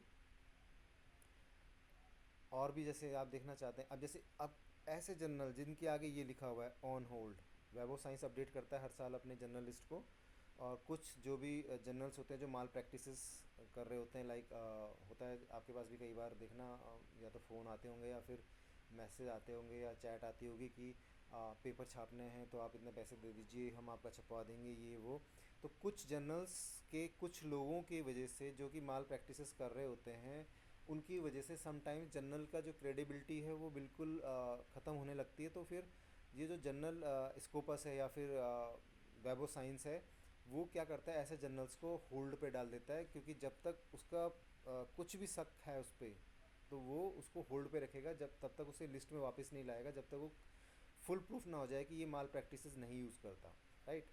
तो ये journal of intelligent and fuzzy system इस समय ऑन होल्ड पे, तो ऐसे में कभी भी सबमिट ना करें, ऐसे जर्नल्स में कभी भी पेपर को सबमिट नहीं करना है, ध्यान रखना है, ठीक है। ये वाला जर्नल ओपन एक्सेस है, एल्सवेयर का है। एल्सवेयर के जर्नल के साथ एक अच्छी बात ये है, अगर आप कंपेयर करें एल्सवेयर और विले और टेलर एंड फ्रांसिस, स्पिंजर नेचर, तो मैंने पाया है कि एल्सवेयर में आपका क्या है कि जैसे आज ही अगर आपका पेपर एक्सेप्ट हो गया तो विद इन 7 डेज़ ये पब्लिश कर देते हैं, ये वेट नहीं करते हैं 1.5 2 महीने तक। बट जैसे विले हो गया, ये हो गया, इनके साथ प्रॉब्लम क्या है, आपका सब कुछ हो गया, रिव्यू राउंड हो गए और पेपर एक्सेप्ट भी हो चुका है, तब भी 1 1.5 महीना लगा देते हैं छापने में, है ना, ये बोल के कि हमारा अब नेक्स्ट इशू में छापेंगे। जबकि एल्सवेयर का क्या है, जिस दिन आपका एक्सेप्ट हुआ उसके विद इन 7 डेज़ आपको उसका पब्लिक उसका जो प्रोडक्शन हाउस है वो कांटेक्ट करेगा और फटाफट से उसकी कैमरा रेडी फ़ोटो को वेरीफाई करवाएगा आपसे, कैमरा रेडी पेपर को वेरीफाई करवाएगा और उसे पब्लिश कर देगा तुरंत। ये डिले नहीं करते हैं किसी भी पेपर को पब्लिश करने में, ये विद इन 7 to 10 डेज ये पब्लिश कर देते हैं, ये एल्सवेयर की सबसे अच्छी बात है। तो होपफुली मतलब अगर आपको लग रहा है कि आपके पास 2 3 ऑप्शन है और उसमें से कोई एल्सवेयर वाला ऑप्शन है, तो बेटर है कि एल्सवेयर की तरफ जाना, क्योंकि ये जल्दी काम करता है अपना। बाकी लोग डिले पे डिले करते हैं, मतलब कंपैरेटिवली सबसे जल्दी यही छापेगा अगर आपका पेपर एक्सेप्ट हो गया तो। मान के चलिए मेरा जो SCI पेपर था वो इन्होंने मुझे जनवरी जनवरी में मैंने डाला था, 21 जनवरी को, और फैब में मुझे 4 और 5 फैब को मेरे को रिव्यू कमेंट आ गए थे, तीन रिव्यूअर के कमेंट आ गए थे कि आपको इन कमेंट्स पे काम करके 14 अप्रैल तक पेपर रिसबमिट करो। तो मैंने इसे 14 अप्रैल जैसे ही मैंने 14 अप्रैल को सबमिट किया, विद इन 2 आवर्स मेरे पास प्रोडक्शन हाउस की मेल आ गई थी कि आपके आपके जो भी सबमिशन है उसको देखते हुए आपका पेपर एक्सेप्ट कर दिया जा चुका है, और 2 दिन के अंदर आपको एक कैमरा रेडी पेपर मिल जाएगा, का लिंक मिल जाएगा, आप उसको वेरीफाई करिए, और जिस दिन वेरीफाई करेंगे उसके अगले दिन आपका पेपर छप जाएगा। तो जैसे ही मैंने उस कैमरा रेडी पेपर को वेरीफाई करके सबमिट किया, एक्सेप्ट करा कि भाई हाँ सब कुछ ठीक है, 2 घंटे के अंदर वो पेपर लाइव हो चुका था। तो मान के चलिए जनवरी में सबमिशन हुआ और अप्रैल 17 के आसपास वो पब्लिश हो चुका था। तो ये है इसकी स्पीड एल्सवेयर की काम करने की। तो इसलिए मैं कह रहा हूँ कि एल्सवेयर को ज़्यादा प्रेफरेंस देना बजाय स्प्रिंगर नेचर या फिर रिले या फिर टेलर एंड फ्रांसिस, राइट।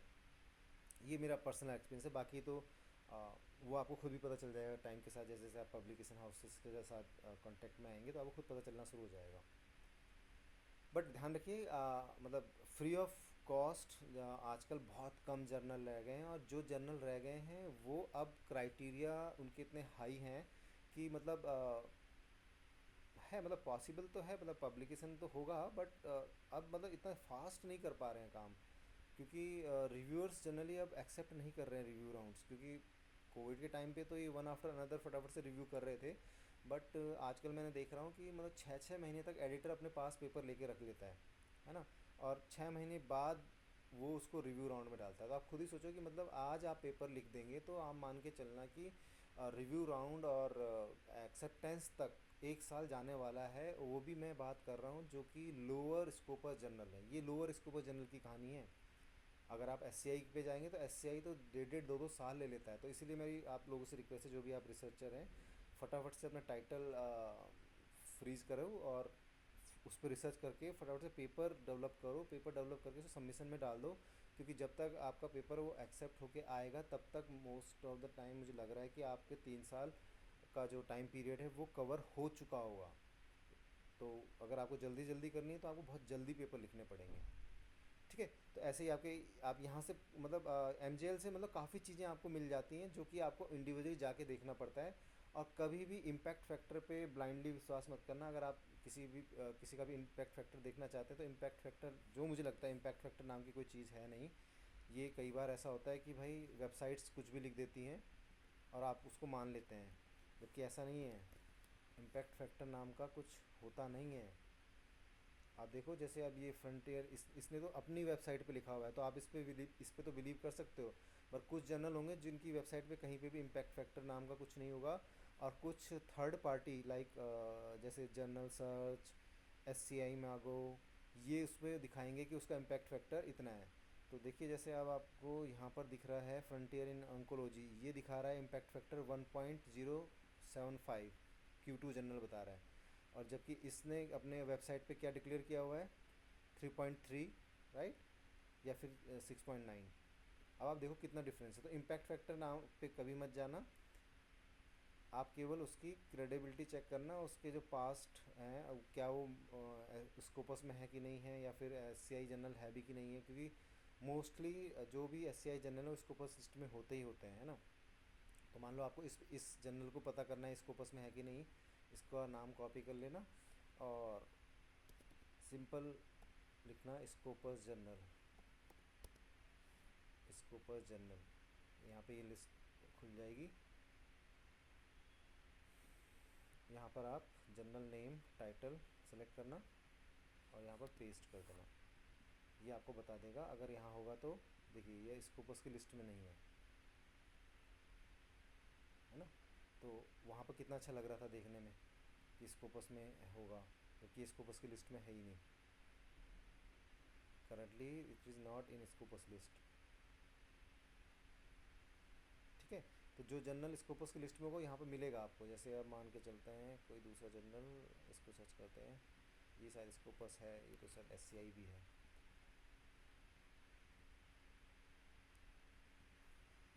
यहाँ पेस्ट कर दिया, टाइटल कितना, so only title journals,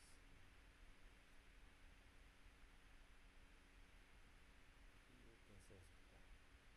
Elsevier का जर्नल स्कोपस में नहीं है, बायोमेडिकल सिग्नल प्रोसेसिंग में कंट्रोल, ये तो स्कोपस में होना चाहिए।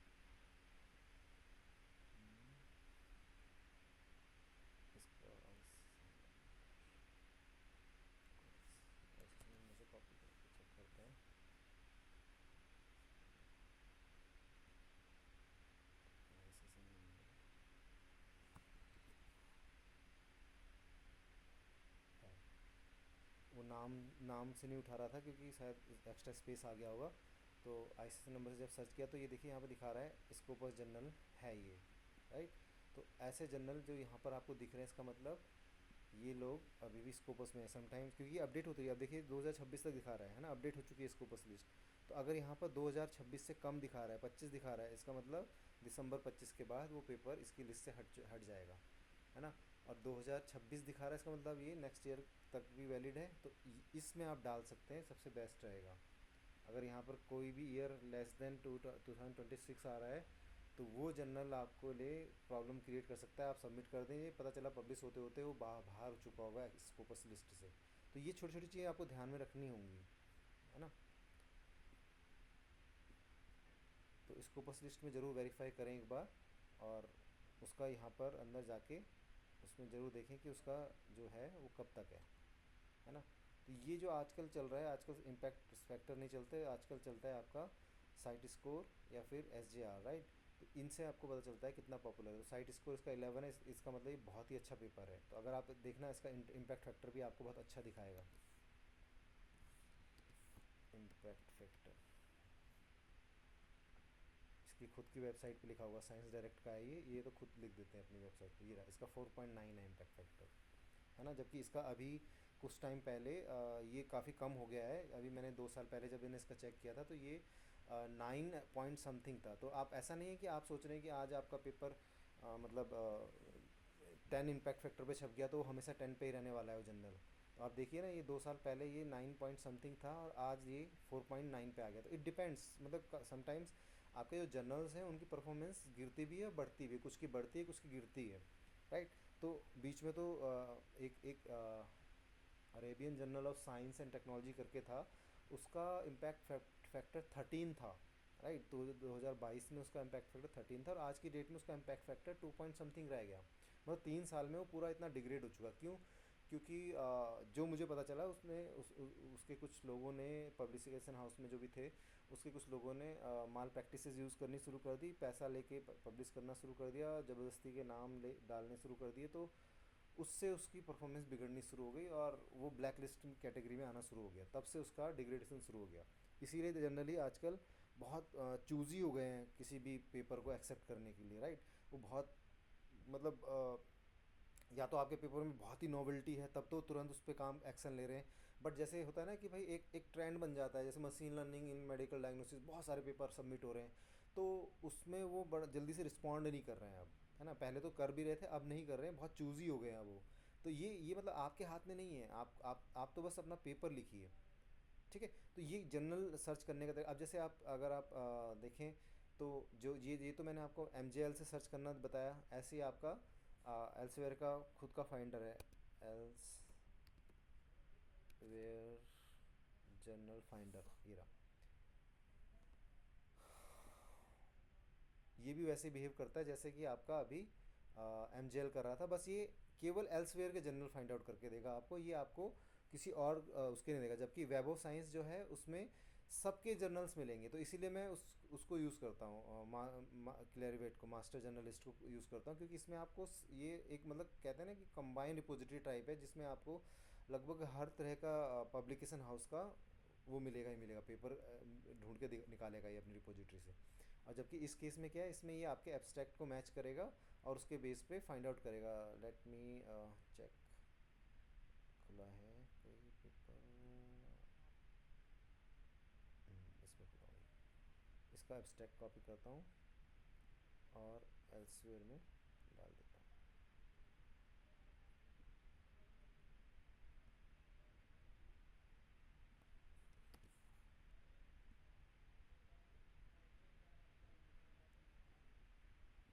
ये देखो, इसने आपने निकाल के दे दिया कि ये जर्नल आपके इस एब्स्ट्रैक्ट से मैच कर रहे हैं, जो कि और इसमें मैच रेट भी दिखा रहा हो। इसमें आप, इसमें अच्छी बात ये देखो, ये आपको ये भी दिखा रहा है कि कितने दिन में ये फर्स्ट डिवीजन देता है। तो 13 डेज़ में, यानी कि बहुत अच्छा जर्नल है, आपके लिए फ़ायदेमंद है। जिसमें डैश है, इसका मतलब ये डिस्क्लोज़ नहीं किया है इसने कितने दिनों में आपको देगा, है ना।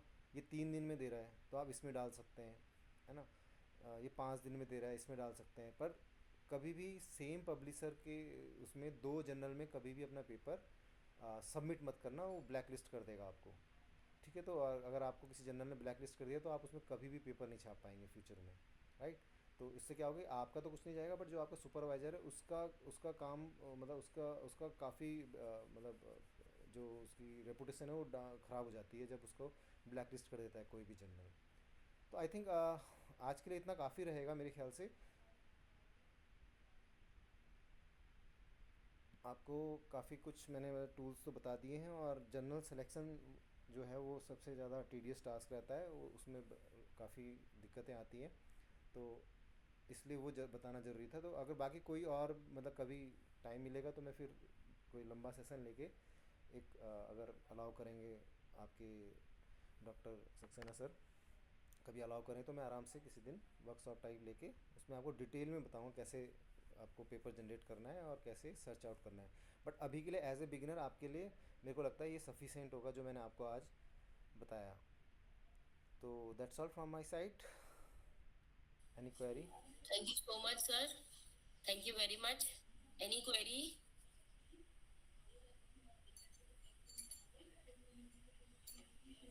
Yes sir, good afternoon sir. Good afternoon. Sir ये जो एआई टूल्स है ना, वो थोड़ा सा यूज करने के बाद फिर वो पेड वर्जन मांगने लगते हैं और फंक्शन सही नहीं करते। कोई ऐसा जो फ्री हो जिसको हम यूज कर सकें? नहीं, फ्री